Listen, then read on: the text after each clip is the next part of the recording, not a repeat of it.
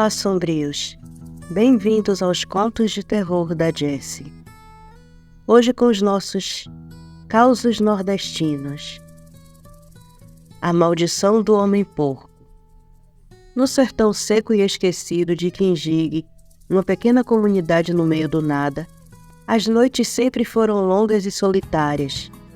Era uma terra dura, onde o sol castigava de dia e o silêncio reinava à noite, quebrado apenas pelo vento que soprava nas árvores retorcidas e pelas histórias de assombrações que os mais velhos contavam ao redor do fogo. Mas entre todas as histórias, nenhuma era tão temida quanto a do homem-porco. A lenda contava sobre um homem que, amaldiçoado por sua ganância e crueldade, havia se transformado em uma criatura meio homem, meio porco, que vagava pelas noites escuras, atacando aqueles que tinham a infelicidade de cruzar seu caminho. Mas como ele se tornou essa criatura? E como foi que a maldição começou a assombrar Quinjigue? Tudo começou muitos anos atrás, quando Zé Valente, um homem rude e arrogante, vivia na região. Zé era conhecido por sua crueldade. Homem de posses, dono de muitas terras, ele tratava seus empregados como escravos, e sua ganância era tão grande que nunca se importava com o sofrimento dos outros. Diziam que até mesmo os porcos que ele criava eram maltratados, alimentados de qualquer jeito e mantidos em condições deploráveis. E foi aí que começou o desastre. Certa noite, Zé Valente se envolveu numa briga com um velho fazendeiro da região, conhecido como Seu Antenor, que tinha fama de ser um homem sábio, mas com um ar de mistério. Zé Valente queria as terras de Seu Antenor, e, em uma noite de muita bebedeira, ele decidiu que as conseguiria, custasse o que custasse. Quando Antenor se recusou a vender suas terras, Zé, em um acesso de fúria, o agrediu e o deixou à beira da morte. Antes de morrer, Seu Antenor lançou uma maldição sobre Zé Valente. Tu vai pagar, desgraçado.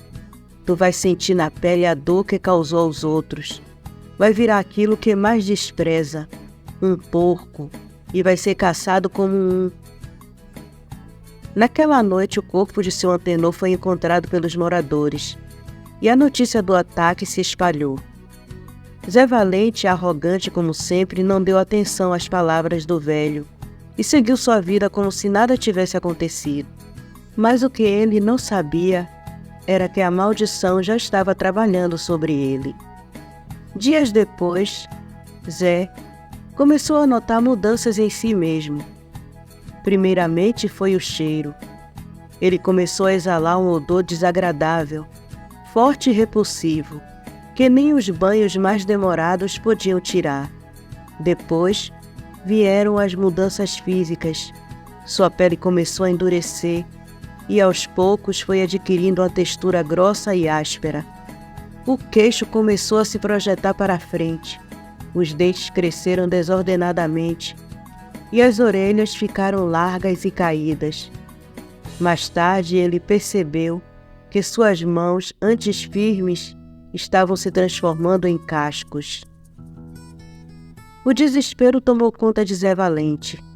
Ele tentou de tudo, procurou curandeiros, fez promessas a santos, buscou soluções em todas as religiões que conhecia, mas nada adiantava. A transformação continuou, lenta e dolorosa, até que ele se tornou uma criatura grotesca, um homem com corpo de porco e um rosto deformado que misturava características humanas e suínas. Com vergonha e medo de ser visto, Zé Valente se escondeu no mato, nos arredores de Quinjigue, vivendo como um animal, alimentando-se de qualquer coisa que encontrava. Mas a fome e o desespero logo transformaram sua natureza. Ele passou a atacar animais, e mais tarde pessoas que ousavam se aventurar sozinhas pelas estradas desertas da região. As histórias de ataques começaram a se espalhar. Primeiramente eram apenas boatos. Um bezerro encontrado morto, com marcas de dentes que ninguém conseguia identificar. Depois começaram os desaparecimentos. Um vaqueiro, uma moça que voltava do roçado, até mesmo crianças. O povo de Quinjigue começou a ficar com medo. As mães não deixavam mais seus filhos saírem à noite, e os homens se armavam até os dentes para se protegerem. Ô, seu João, o que tu acha que é esse bicho que está assombrando a gente? Perguntou Chico, o vaqueiro, em uma roda de conversa na bodega de seu Manuel. Sei não, Chico, mas o que o povo anda dizendo é que é coisa do Tinhoso, viu?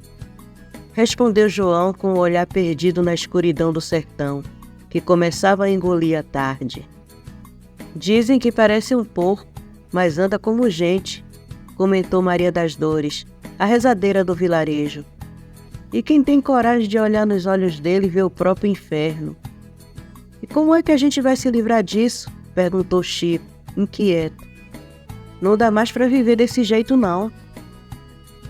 Foi aí que apareceu no vilarejo um homem estranho, de poucas palavras e olhar duro. Ninguém sabia seu nome verdadeiro, mas o chamavam de Mestre Paulo. Ele era conhecido por ser um caçador de criaturas assombrosas.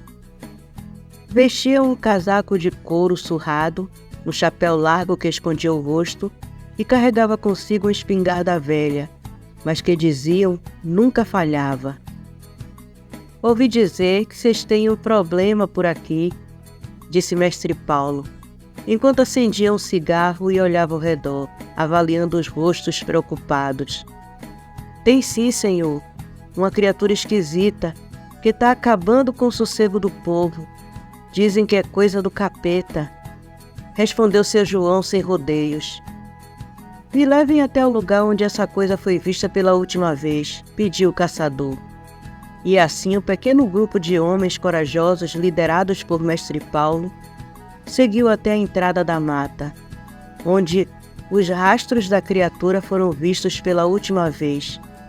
Era uma noite sem lua e o silêncio só era quebrado pelo som dos grilos e pelo vento assobiando entre as árvores.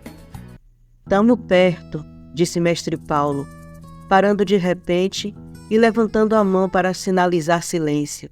Sinto o cheiro dessa coisa. Os homens ficaram tensos. Um arrepio subiu pela espinha de cada um. E até os mais valentes sentiram medo se instalar. Vamos acabar com essa praga, Mestre Paulo, disse Chico, tentando segurar a espingarda com firmeza, mas as mãos tremiam. Fica quieto e segue meus passos.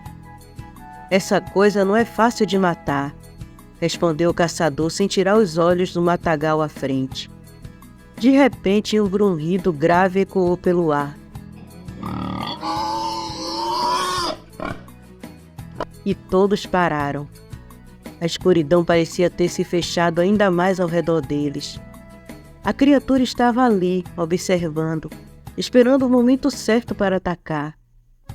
Ele está perto, mestre, sussurrou João, apertando o facão com força. Foi então que a criatura saltou do mato, enorme, com a pele grossa e enrugada, os dentes à mostra e os olhos brilhando de maldade. A mistura grotesca de homem e porco causava náuseas em quem a via. Com um rugido ele avançou sobre o grupo. O caos se instalou. Tiros foram disparados. Gritos cortaram o ar e a luta começou.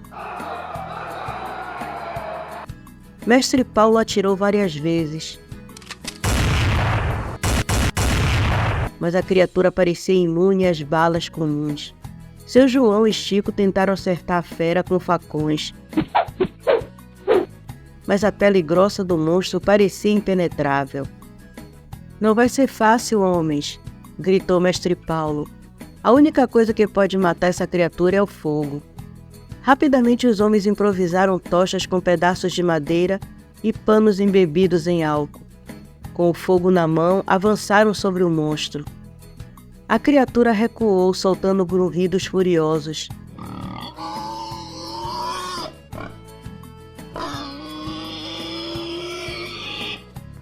mas foi encurralada.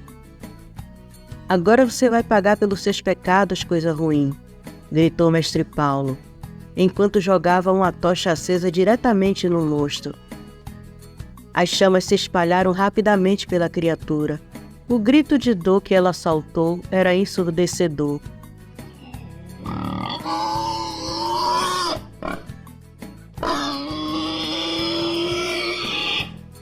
Um som que fazia o sangue gelar nas veias. O cheiro de carne queimada tomou conta do lugar, e os homens assistiram horrorizados enquanto a criatura se contorcia até cair morta no chão. Quando tudo acabou, o corpo da criatura ficou ali, queimado e irreconhecível. Os homens exaustos e em choque se entreolharam, sem acreditar que finalmente tinham derrotado a maldição que assombrava Kinjig. Acabou, Mestre Paulo? Perguntou Chico, ainda ofegante. Acabou, mas o que aconteceu aqui hoje nunca deve ser esquecido.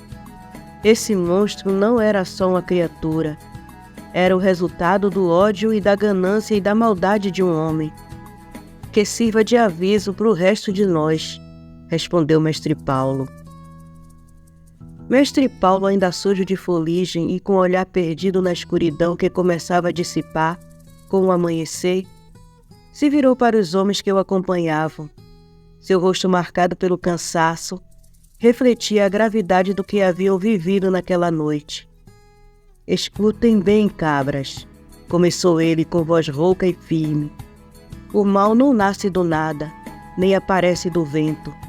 Ele brota do coração dos homens, se alimenta da inveja, da crueldade e da ganância. O que a gente viu hoje é a prova disso. Zé Valente se transformou nessa coisa por causa das escolhas que fez, pela vida que levou. Mas acreditem, Kinjig não é o único lugar onde essas maldições podem surgir. Os homens, ainda atordoados pelo que presenciaram, ouviram em silêncio. O vento frio do sertão soprava, carregando o cheiro das cinzas e da criatura. Se a gente não tomar cuidado, não vigiar nossos próprios corações, outras maldições podem nascer, e pior, podem crescer sem que a gente perceba. Nunca esqueçam que o monstro mais perigoso nem sempre tem dentes afiados ou garras cortantes. Às vezes, ele está escondido dentro da gente mesmo. Mestre Paulo pegou sua espingarda, jogou o cigarro no chão e, sem mais palavras, começou a caminhar para fora do mato, deixando os homens com seus pensamentos. O povo de Kinjig nunca mais foi o mesmo. A história do Homem-Porco se tornou uma advertência para todos, uma lembrança sombria de que o mal pode estar mais próximo do que imaginamos, e que qualquer um, a qualquer momento, pode ser consumido por ele, se não cuidar de sua alma. Desde aquele dia, as noites em Kinjig eram mais quietas, mas os cochichos ao redor das fogueiras continuavam, sempre atentos à escuridão que rodeava o sertão. E assim a lenda do Homem-Porco se espalhou por outras bandas, alertando os desavisados e assombrando os sonhos daqueles que ousavam desafiar o desconhecido.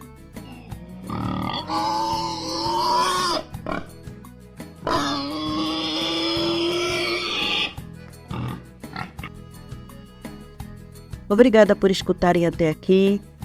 Apoie o canal curtindo, compartilhando, se inscrevendo. Convide seus amigos para conhecerem o conteúdo do canal. Você que vem até aqui, mas ainda não se inscreveu, considere a possibilidade de se tornar um inscrito e fazer parte da família de Sombrios. Gosta do nosso conteúdo e deseja ajudar o canal a crescer? Clica no botão de valeu e contribua com o que seu coração desejar, ou seja membro. E até a próxima com mais Causos Nordestinos.